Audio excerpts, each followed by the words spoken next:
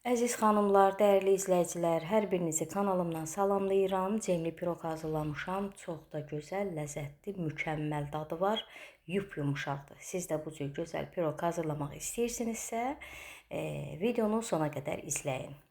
Keçən hazırlama qaydasına əvvəlcə bir qaba 150 qramla desək, yəni bir stəkanın başı biraz aşağı, 4də 3 hissəsi qədər belə deyək, şəkər tozu əlavə edirəm. Daha sonra üzərinə 2 ədəd ağlı sarlı yumurta və bir damcı belə bir çimdik duz, dada görə, halallığa görə mikserdən keçirdirəm. O qədər keçirdirəm ki, ta ki deməli yumurtanın rəngi ağarana qədər köpük olur, həcmi artır. Sonra üzərinə yarım stəkan duru yağ, yarım stəkan da xama əlavə eləyirəm. Yəni qatıq da olar, xama da olar.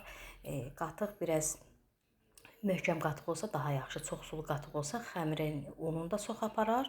Yəni biraz sərt ola bilər xəmirimiz. Daha yaxşısı xamadır. Yarım stəkan xamanı əlavə eləyirəm.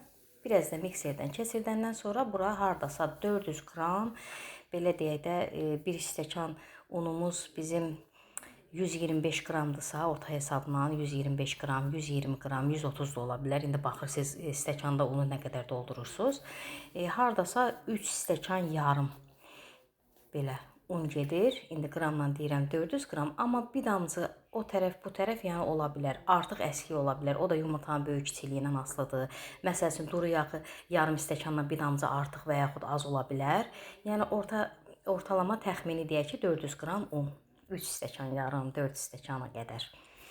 Unu da əlavə eləyib bir paket qabartma və vanil əlavə eləyib xəmiri qəşəng yoğururam. Xəmirimiz burada bildirim ki, yumuşaq xəmirdir. Yəni sərt xəmir deyil, hətta ələ yapışan xəmirdir. Bax, o dərəcədə yumuşaq. Xəmiri 4də 1 hissəsini götürürəm ki, üzərinə süd gəzdən keçirəcəm. Ona görə buzluğa atıram. Yerdə qalan o 4də 3 hissəsini isə bir gündə eləyib, qabı yağlayıb listimizə bax bu formada yayıram. Bazardıqca nazik yayın, heç bir qorxusu yoxdur. Çünki xəmir elə bişəndə piroq xəmirimiz şişəcək, yəni normal hündürlükdə olacaq. Videonun ilk başlanğıcında da göstərmişəm, yəni nazik deyil. Ona görə qorxmayın. Elə nazik yayırsınız, kənarlarını bir damcı yuxarı eləyirsiniz ki, cem burada qıraqlara dağılmasın. Burada bizim cemimiz, yəni siz istədiyiniz cemdən istifadə edə bilərsiniz. Hətta bura tvaroqla da eləyə bilərsiniz içliyi və yaxud almanı süd gəzdən keçirib darçınla qarışdırıb o cür də içliyi eləyə bilərsiniz.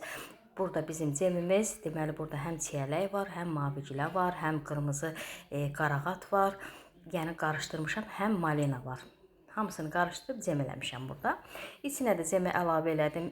Hardasa belə 350-400 qrama qədər belə təxmini deyək. Əlavə eləyəndən sonra cemi də üzərindən hansı ki buzluğa xəmiri qoymuşdum. Heç əslində buz bağlamamışdı xəmiri. Onu da bilmək istəsiniz. Mən deyim ki, yəni çəkilişə görə gözləyə bilmədim. Xəmir buz bağlayanda daha rahat olur.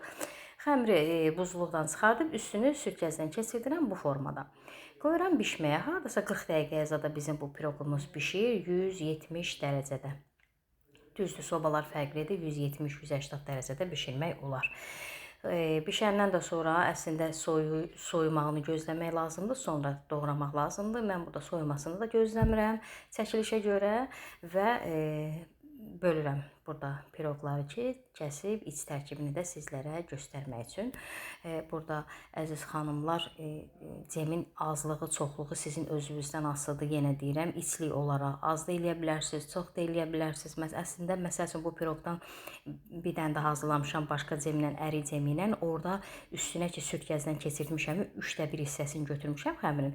O biri piroqda, məsəl üçün, üstünün süd gəzdən keçirmək üçün xəmirini biraz da artıq götürmüşəm.